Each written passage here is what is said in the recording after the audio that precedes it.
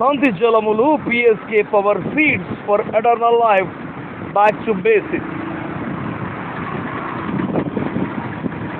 శిక్ష తప్పదు.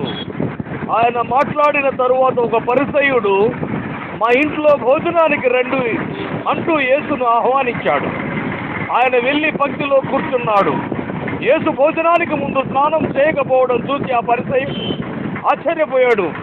యేసు ప్రభు అతడితో ఇలా అన్నాడు, మీరు పరిసయ్యులు కదూ, మీరు గిన్నె పల్లెము వెలుపట శుభ్రంగా తోముతారు, కానీ మీ లోపల దోపిడీ దుర్మార్గం నిండి ఉన్నాయి.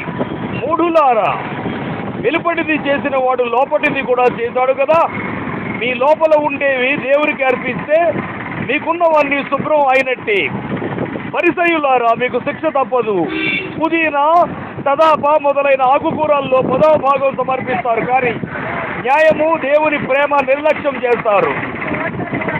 వాటిని విడిచిపెట్టమని కాదు, అవి ఇవి అన్నీ చేయవలసి ఉంది. పరిసయ్యులారా, మీకు శిక్ష తప్పదు. సమాజశాలల్లో ముఖ్య స్థానాల్లో కూర్చోవడం, బజార్లలో అందరి దగ్గర నమస్కారాలు అందుకోవడం మీకు చాలా ఇష్టం. మీకు శిక్ష తప్పదు. మీరు పైకి కనబడని సమాధుల్లో ఉన్నారు. అవి సమాధులని తెలియక మనుషులు వాటి మీద నడుస్తున్నారు. Thank you. Rise and love the Lord. May God bless you all.